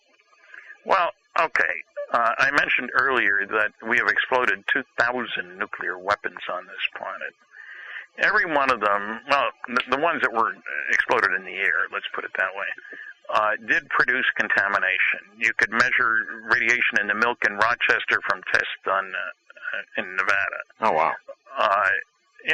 Radiation, nice thing about radiation, when we do use it for all kinds of nice things, like sterilization of all kinds of medical products, for all kinds of medical tests at the hospital and so forth, get rid of exploratory surgery because you can put stuff inside and find out what's going inside without cutting somebody up to find out, which is a great advance, incidentally. The radiation, that was a bad accident. There's no question about that. And there was a lot of radiation released. But the Earth is rather forgiving. It's a tragedy for the people involved. I don't know what the latest death number is from the water, the tsunami, as opposed to the radiation. Yeah. And so I'm not advising people to go have a picnic lunch out there. Mm-hmm. It's something that needs to be taken into account. But some people want to say, well, that proves nuclear power is no good. It does nothing of the sort. The reactor did what it was supposed to do. There was an earthquake, it shut down. But then there was a tsunami that threw away all the stuff you needed to recover easily, Right. So it's bad, there's no question. And their record is not as good as some. They don't have quite all the safety requirements we have. It wasn't like Chernobyl, where there were some very stupid things done. I couldn't believe when I listened to somebody who'd been over at one of the meetings and came back with what had happened. They broke the rules 3 or 4 times when they were doing tests they shouldn't have been doing, turning off the safety systems at Chernobyl and so forth. Yeah. But even that, and incidentally, you could sit right here in Fredericton, appropriate time later, and measure the radiation from Chernobyl. And so, yes, radiation is being released. Yes, it is being highly diluted. And contrary to the popular viewpoint that no radiation is good for you, all radiation is bad, zero tolerance, Yeah. That's nonsense. There's a great deal of information indicating that radiation hormesis, there's a great word for it, HORMESIS. It means when a little bit of something is beneficial, then a lot is bad. Aspirin. 2 aspirin's great to take care of a headache. 30 would probably kill you. But so someplace in between 2 and 30, there's a line you should not cross. Exactly, yeah. From person to person. So there have been plenty of experiments run showing epidemiological data, if you will, showing that being exposed to an overall higher level of radiation does not mean you die sooner. It means you live longer. There's a whole book, Radiation Hormesis, by Thomas Lucky. Interesting. Which I strongly recommend. So I'm not. Look, if you sleep in the same bed with somebody every day for a year, you get a measurable dose of radiation from that person. Is it bad for you? No, but it's measurable. I mean, there's a difference between those two concepts. You can measure it, and therefore it's damaging? No, it's just measurable, yeah. Yeah, we're very good at measuring radiation. We nuclear guys really do our job. William asks, do you feel trapped by, he says your ETH theory, but I presume that he just means the ETH theory. He says, it seems that defending a fringe topic is a constant battle and may limit the ability to explore various ideas. Do you end up having to filter yourself in order to best defend your ideas? And he says that he enjoys hearing you tap into your gray basket more. Well, look, I don't feel trapped, and my version of ETH, I'm not setting down all the details about visiting alien civilizations. Yeah. For example, I'd like to know how long they live. You find out what causes death, and you do something about it, and pretty soon, if they learn to live 150 years, say, that puts some impact on your society, doesn't it? You know, you can't just keep growing. You control reproduction, I would think. You know, you can't overflow the planet with people. There's no way to grow food. Yeah. So I don't have a special version of ETH, extraterrestrial hypothesis. I say they're coming from out there. Maybe from a lot of different places, maybe for a lot of different reasons. I like to think of the people who were there when Columbus showed up in 1492. And within the next 20 years, you got cripes, explorers coming from all over the place, speaking different language, having different ships, and they're for different purposes. Terribly confusing. Yeah. There was no one-size-fits-all. Some were there to kill them, some to convert them, some to steal from them. Those guys weren't all nice guys, you remember, giving them blankets that had been used by people with smallpox. Yeah. Very successful. Yeah. Well, I too enjoy your gray basket. You should think about that. Stan Friedman's Gray Basket as a book sometime. Some of the more, not a bad idea. Yeah, I'll keep that in mind. Some of the more sort of the stuff that you keep in the gray basket. You know, it's interesting. Yeah, don't know. Don't have enough data. Sorry. Yeah, exactly. You know, it could be a good jumping off point for other people to look into stuff too. You know, it's like, hey, you pick up the ball here, folks. Nelson asks, do you ever wonder if the UFO phenomenon is symbolic or even mystical? Symbolic or mystical? Well, I would certainly expect that alien civilizations more advanced than us, enough more advanced to get here, accept and are knowledgeable about areas that we consider fringe and, you know, telepathy, mind control, reincarnation. There's a whole bunch of these areas that I think they know a great deal about, and we're still fighting like crazy. In the book Science Was Wrong, there's some chapters about these far-out things. There's far more than enough data to establish that some of this stuff is genuine, even though the powers that be don't want to admit it. Our academic world and our journalistic world are strongly resistant to anything that upsets the current notion. Yeah. You know, for some of these people, the Earth is still flat. That's what it boils down to. You know? Yeah. That example is our next emailer, and he says, a long time ago, as an undergraduate physics student, I was interested in ball lightning, but was dissatisfied with the various explanations mainstream science seemed to prefer. I recently looked into it again and found out that they're still invoking such things as burning silicone or hallucinations caused by high magnetic fields. Well, I certainly agree with him. I'm interested in ball lightning, and the two best sources of information that I know about are surveys that were done, at the NASA Lewis Labs in Ohio and at Oak Ridge National Laboratory. And they did an internal survey. Thousands of people worked there. So, you know, for anybody who thinks they may have seen, they gave them a rough sketch of what ball lightning might be like. And anybody who has, please fill out a more detailed form to describe it. And so from that, you get a picture of, they found plenty of people who'd observed it. this is all in-house now, you understand. There was a report put out summarizing all the data, but without names attached or anything like that. So you weren't risking anything. And you got a picture of how big it is, small, incidentally. I get a kick out of how some people think it must be, Phil Klass at one time said it must be huge. You can expanding plasma. He eventually abandoned that in the face of being shown that it was total nonsense, what he said. No surprise there. But so I'm intrigued with ball lightning, a plasma phenomena of considerable interest. Do we fully understand it? No.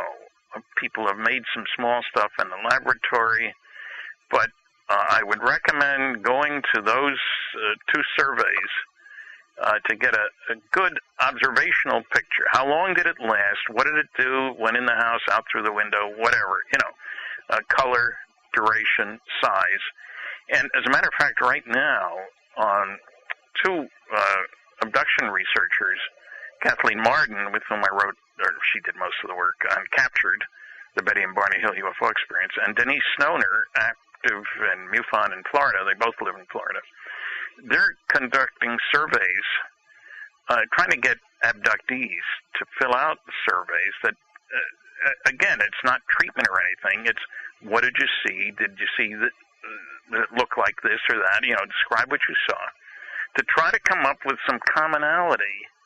I'm reminded a number of years ago, a number of samples of writing supposedly seen on board the saucer by abductees were being kept by researchers and not being released.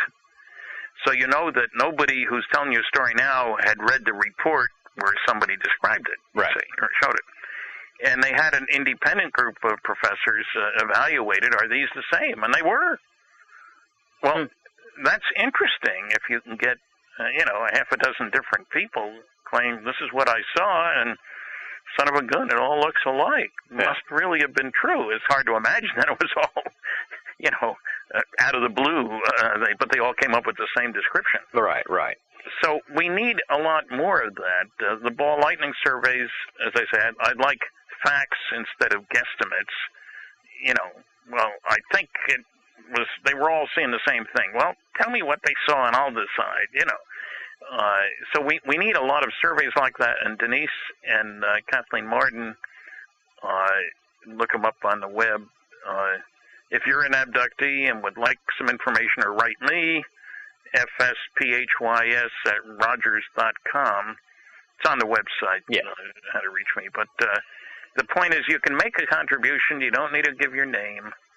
And I realize that opens them up to some phonies, but that's the risk you take always. Exactly, yeah.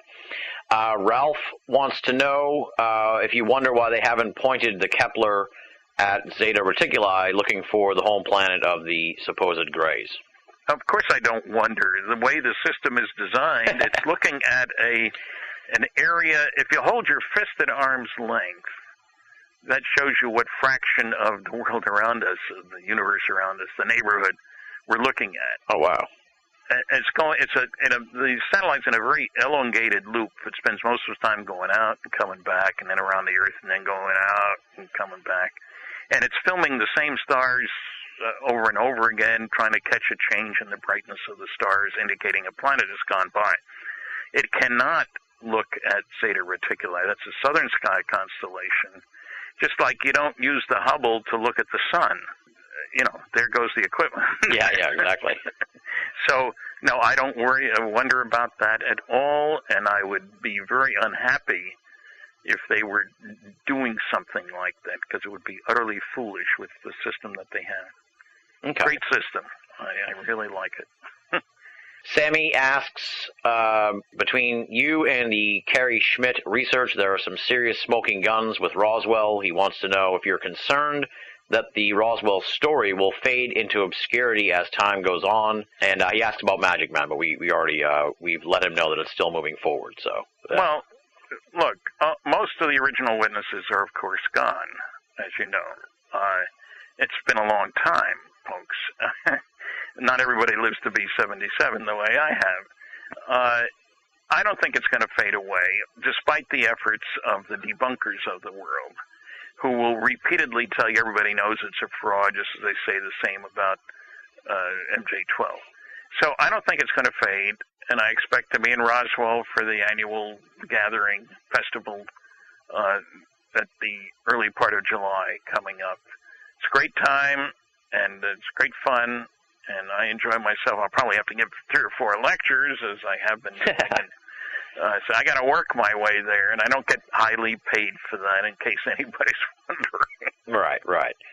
But it is a chance to meet people, sign their books, and so forth and so on. So I don't think Roswell's going to fade out. No. Yeah, and for folks who wonder, it must be an exhausting experience for you at these conferences, because you can't even get, 5 minutes alone. It's unbelievable watching. I am busy, and I don't sit in my hotel room and go out to give a lecture and then come back. I'm at the vendor's table. And that's one of the reasons they have Don Schmidt and I and others there, is because people want to talk to us. Yeah, exactly. And they want to take our pictures with them. Well, digital cameras and all that. Oh, yeah. There's a lot of that going on, too. I remember that, yeah.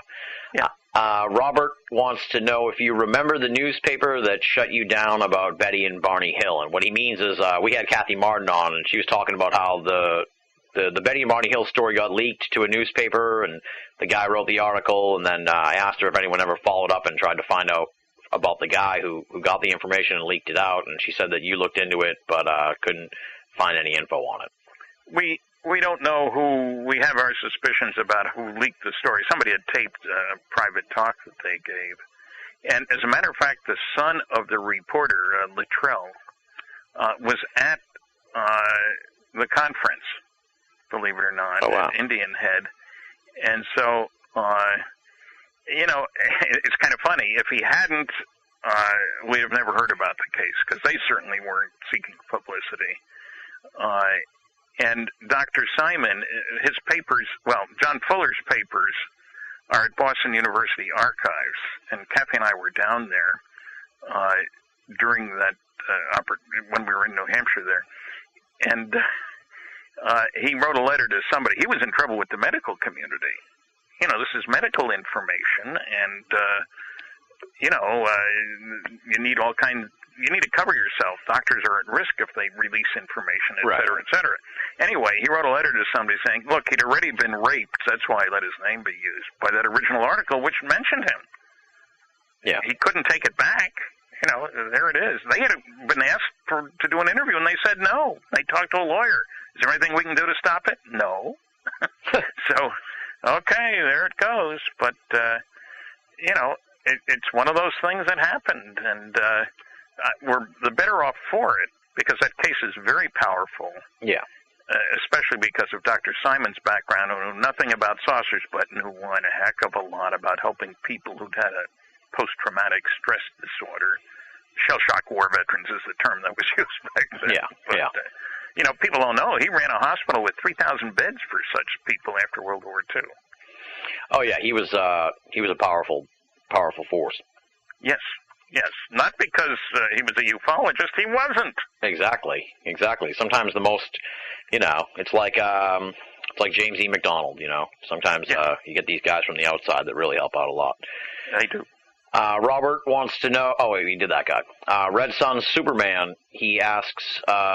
he references Kevin Randall's latest article in UFO Magazine regarding you, and he discussed in the article... and the discussion you and Kevin had about Robert Willingham. There's a very specific question here.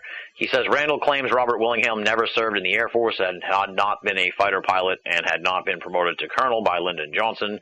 So if this is true, why do you give him any merit regarding MJ-12 and the Del Rio UFO crash? Well, that's a total misrepresentation. I've never given Willingham any credit. I've never said he was legitimate. Whether his legitimacy or illegitimacy, which certainly seems to be more the case, has nothing to do with whether there was a crash at Del Rio. It means his testimony is worthless. That doesn't mean the event didn't happen. I mean, Kevin once said that since the MJ-12 documents don't say anything about the crash at the plains of San Augustine, it must not have happened. And these things don't follow. Absence of evidence is not evidence for absence. I have never stood behind Willingham. I think there was a crash in Mexico. I was going to say New Mexico. Well, there was too. But this is that kind of false reasoning I was talking about. Mm-hmm. So, no, I do not give Willingham any credence at all, and I never have. There you go. I'm satisfied that Kevin has dug into his credentials and finds that he wasn't legitimate. Okay, too bad. What's that got to do with whether certain events happened? Exactly. All right. Well, there you go. I don't think it can be any more clear than that. So, One to Believe asks, why you think the aliens changed from human-like space brothers in the 50s to a more sinister, small, gray-type alien from around the late 70s up to today? Is it something more than media influence? I don't think the aliens changed. I think we're given more attention. Remember, the Hill case was the first one that got a lot of attention, 1961. Yeah. Before that, there hadn't been any encounters with aliens that got serious attention except the contactee stuff. So I don't think the aliens changed at all. I think reality intruded. And also, look, I check my audiences at the end of my lectures, and typically 10% believe they've had a sighting. They put their hands up reluctantly. They're shocked when I count around the room, and, oh, I'm not the only one. Then I ask, how many of you reported what you saw? 90% of the hands go down. Biggest reason for not reporting, they think I was some kind of a nut. So if that's just a plain old, matter-of-fact UFO sighting, right, then an abduction case is much less common. And if you're thought to be a crank for seeing a UFO, what if you say you were on board? So the laughter curtain is very, very real.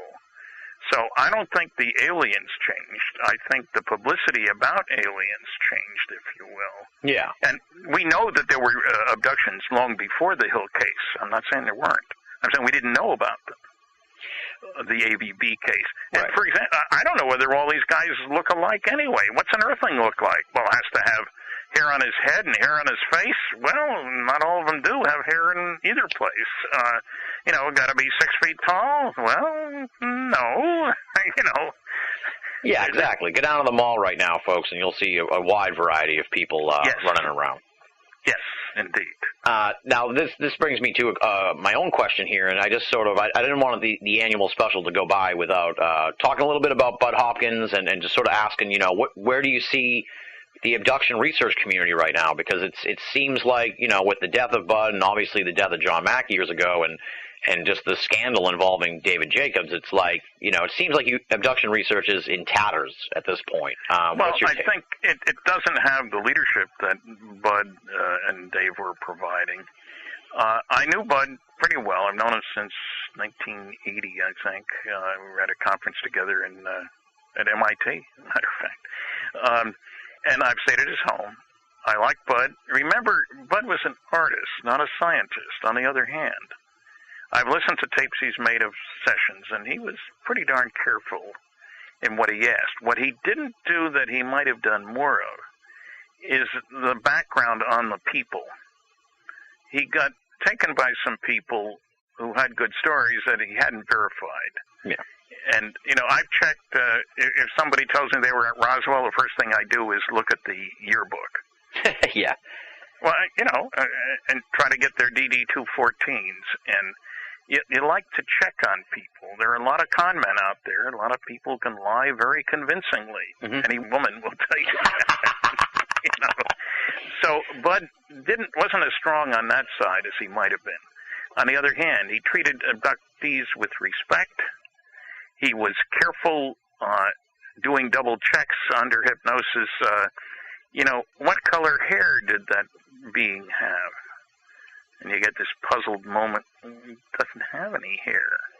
There's a great opportunity for somebody to lie. Yeah, exactly. And, what's in the corner of the room?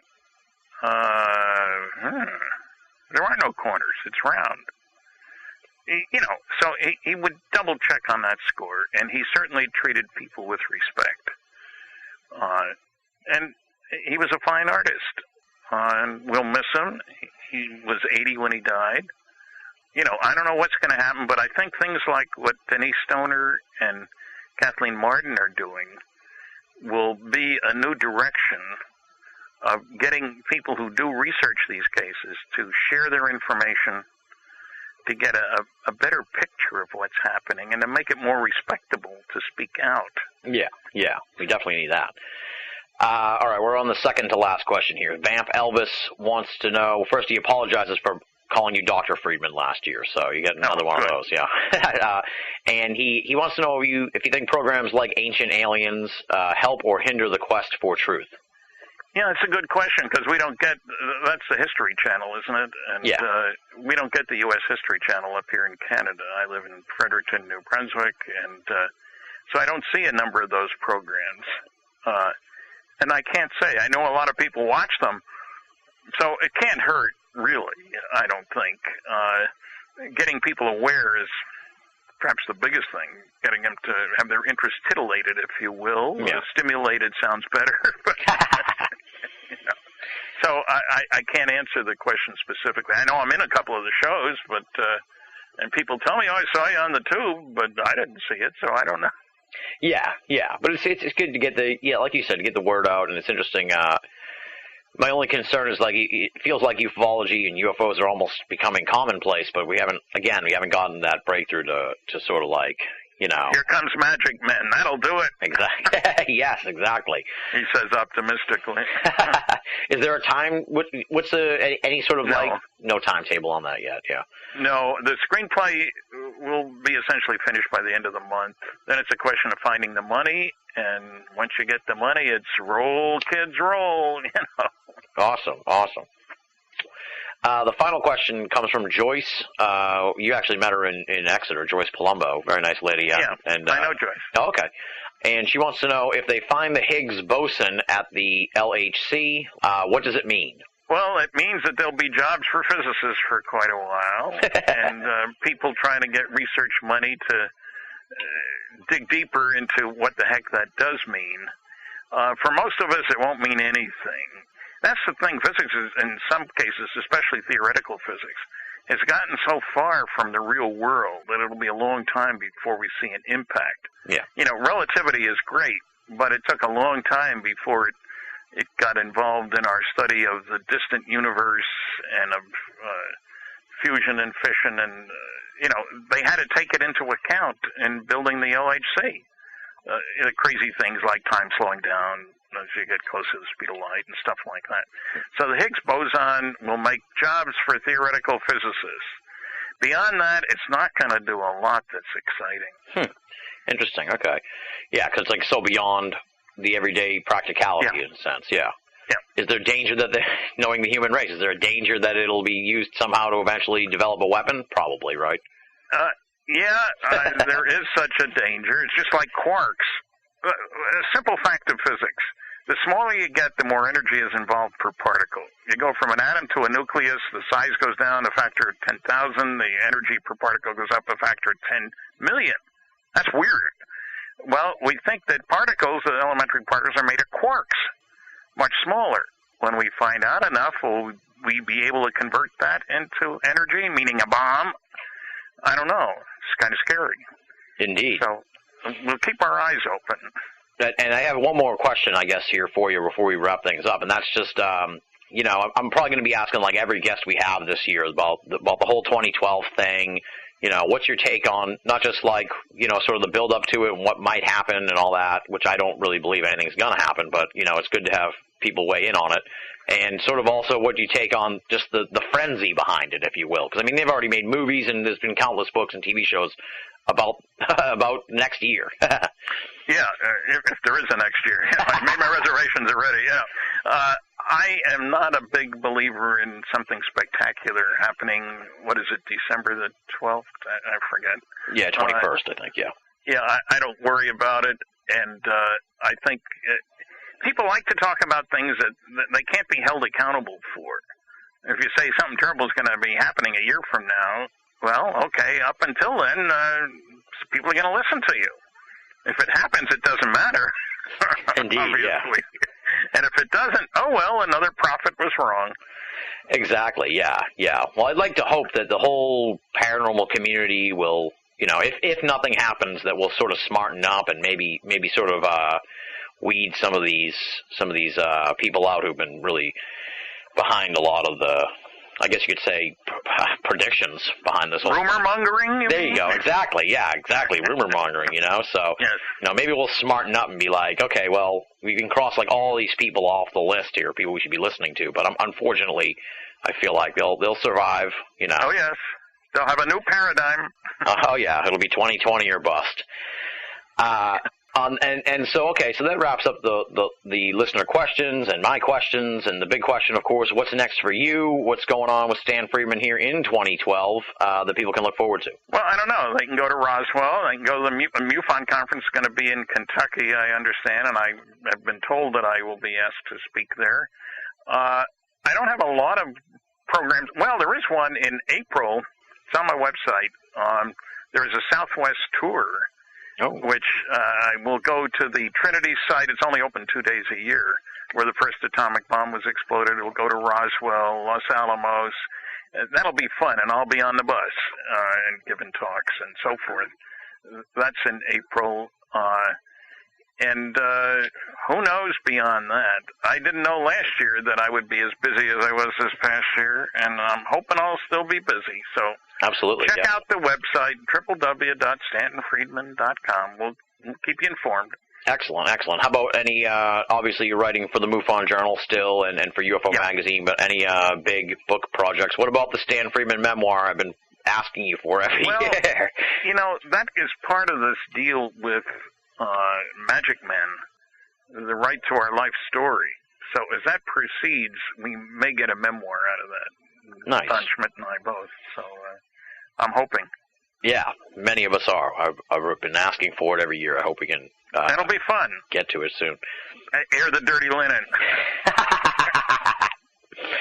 Well, on that note, I can't thank you enough, Stan, for coming back for the 7th annual holiday special. It's always a thrill, and I feel like I laugh more with you than any guest we have on the show because we have such a good time, and it's just so laid back and so enjoyable. And I really love how the listeners here have embraced this and really contributed some amazing questions and stuff that I never would have thought to ask you. So thanks to them, and I can't thank you enough. It's been a thrill. It's a thrill every year.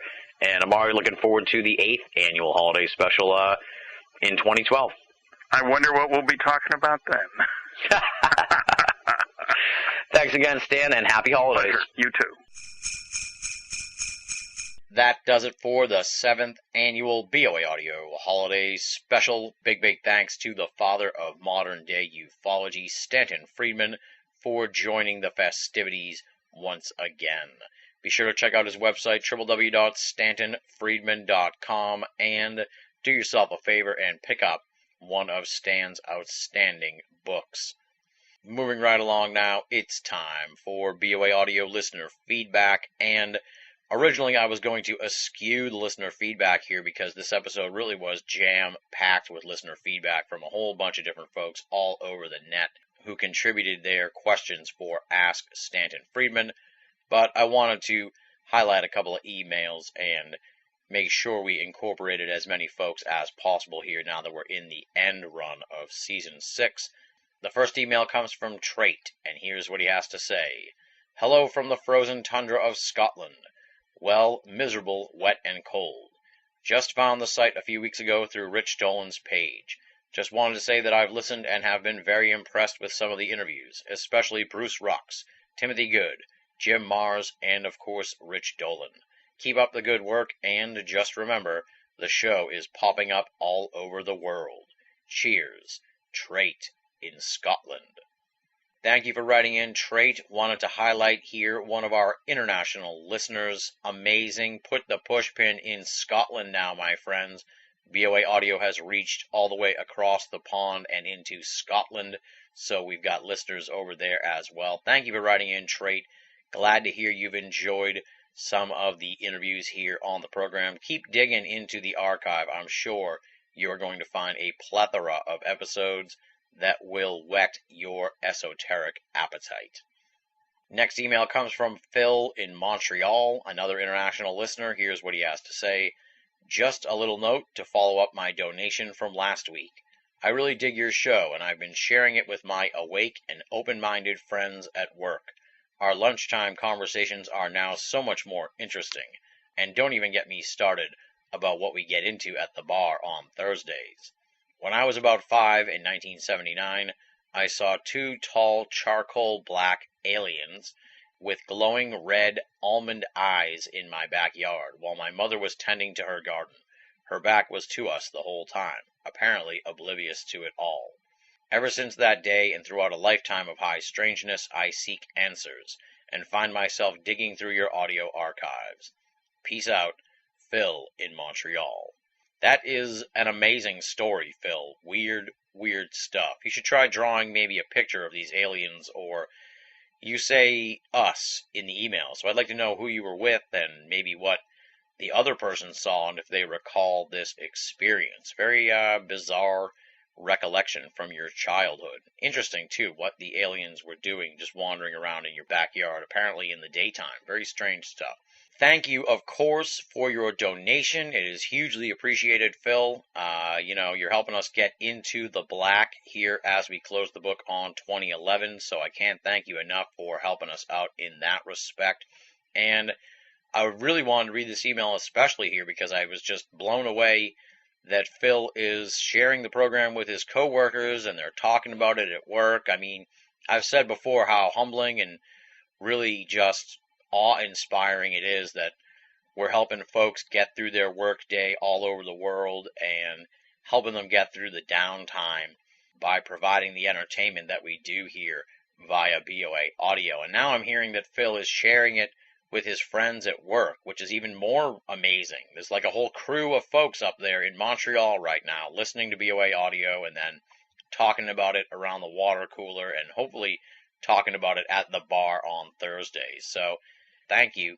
And big shout out to all the folks who work with Phil. Thank you for tuning in to the program, and throw back a few cold ones for me at the bar, please. And we'll close the mailbag on those 2 emails so we can keep this thing rolling and get it out to folks before the Christmas holiday. The last thing I want to do is post the program on the 26th. That would be a nightmare. So we're hoping to get it to you on the 23rd. But in order to do that, we're going to keep it tight here on the mailbag. But I also want to mention and thank all the great folks out there who sent holiday wishes. I've been getting a bunch of emails from people just wishing me a happy holidays. And again, humbling stuff. Thank you, folks who have been sending in the emails. I really appreciate it. And right back at you. I hope all you folks out there and all of the amazing BoA audio listeners have a very Merry Christmas, a Happy Hanukkah, and a Festivus that does not include too many grievances. With that said, if you'd like to be a part of future installments of BoA audio listener feedback, here is the means to get in touch with me. You can write to boaaudio@hotmail.com or go to banalofamerica.com, BINNALL of America.com, and click the contact button, or head on over to the official BoA forum, theUSofE.com, THEUSOFE.com. Sign up, join in on the conversations. We talk about BoA audio there. We talk about the world of the paranormal. We talk about pop culture as well. We like to call it BoA's Paranormal Playground, the United States of Esoterica. Come on over and join in on the fun. And, of course, I would be remiss if I did not mention that I am a part of Facebook and Twitter, so if you want to meet up with me on those sites, just punch in Binnall, BINNALL, and I'll pop up on the search engine. Feel free to befriend me, follow me, or poke me. It's all good, and I'd be happy to have you a part of my online circle of friends. Up next, please allow me to thank and give holiday wishes to the outstanding and esteemed BoA staff. Leslie, Chiron, Regan Lee, Joe V, Tina Senna, Rochelle Hawks, Richard Thomas, Marla Pena, Bruce Pretty, Tony Morrill, our contributing cartoonist Andy Carolin, and our webmaster Jeremy Boston. The BoA staff is kind of taking it easy as we roll through the holiday season, but they're going to be coming up with some amazing stuff in 2012, and we've got a bunch of cool new features that we're working on for Binnall of America in the new year as well. So stay tuned to BoA for all that good stuff, and allow me to plug the website once again. If you're only listening to BoA audio and you're not reading the columns at Binnall of America, then you're only getting half the story. BoA. Make it a part of your everyday search for esoteric news and opinion. Now comes the time in the program where I take my hat off and pass it around to the BoA audio listeners and ask you to make a donation. Hopefully you have not spent your entire holiday budget here, and or you've got a little change left over post-holidays, and you can help us out by making a donation to Banal of America. How do you make a donation? That's simple. You head on over to Banal of America and you click the PayPal button. It's right there on the left-hand side of the screen. That'll bring you to PayPal. They'll walk you through the process. It's safe, secure, and simple. But what if you don't trust the internet? You don't want your information floating around there in the ether, and you'd rather make a donation via snail mail? Well, you're in luck because we've got the BoA P.O. Box, and here is the address for that. Tim Binnall, Binnall, P.O. Box 232, Pinehurst, Mass. 01866, and you spell Pinehurst Pinehurst. So altogether it is Tim Binnall, P.O. Box 232, Pinehurst, Mass. 01866. And if you send us a donation via snail mail, please make the donation payable to Tim Binnall and not Banal of America, because my bank will not cash those donations. And please include some form of correspondence so I can reach out and thank you for your donation. As we say all the time here at the end of the program, no donation is too small, and all donations go towards Banal of America and BoA Audio to help keep the website and the audio series up and running, freely available, and commercial-free for all of our great readers and listeners the world over. Next time on the program, it will be 2012, folks. That's right. It is time once again for our Year in Review episode. Last year's program caused quite a stir in the world of online esoterica, and I have a feeling that this year's episode will be no different. Unfortunately, our good buddy Nick Redfern is going to be traveling for the holidays, so he is going to be unavailable for our Year in Review episode, but we've still got longtime BoA friend and personal good buddy of mine, the man behind Radio Mysterioso. I'm talking about, of course, Greg Bishop. He's going to be joining me for the Year in Review, and I have a feeling, obviously we have not taped the program yet, but I have a feeling that it is going to turn into a 2011 jam session where we cover the big stories of the year and sort of just talk about the state of ufology and the paranormal as we enter the much anticipated year of 2012. So you're definitely going to want to tune in for that one, because it is sure to generate a lot of talk and hopefully generate a lot of food for thought for all the great BoA audio listeners out there. It is yet another tradition from BoA. It is our year-end episode with Greg Bishop. That'll be coming at you right after the new year, hopefully within the first couple of days of 2012. So stay tuned to BoA for that one. And on that note, we close the book on the 7th annual BoA Audio Holiday Special and 2011. Big thanks once again to the iconic father of modern-day ufology, the great one, Stanton Friedman, for joining us in the festivities once again. Thanks to our buddy Pete Diggins for providing the theme music to this installment of the program.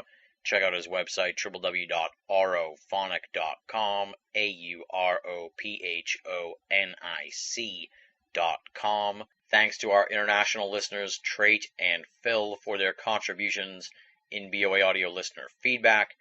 And, of course, big thanks to all you folks out there, the hardcore BoA audio listeners, the folks who are sticking around to the very end. I like to think of the BoA audio listeners as an extended family, and it just warms my heart that we all come together here for the holiday season with Stan and, gather around the campfire and enjoy some UFO discussion with some eggnog and gingerbread cookies. It is truly one of the proudest accomplishments I have with regards to this program, and that is the BoA Audio Holiday Special. And to share it all with you guys year after year is just awe-inspiring and breathtaking. So Thank you to the BoA audio listeners. You guys are the very, very best. I hope you all have an amazing holiday season. Have a very safe and happy new year. Don't do anything I wouldn't do, which isn't much, but don't do anything too crazy either, folks. Be safe out there. We want you around and listening to the program in 2012 and beyond. And on that note, thank you once again for making BoA Audio a part of your esoteric audio playlist, and thank you for making BoA Audio a part of your holiday traditions. Until next time, this is Tim Banal, thanking you for listening and signing off.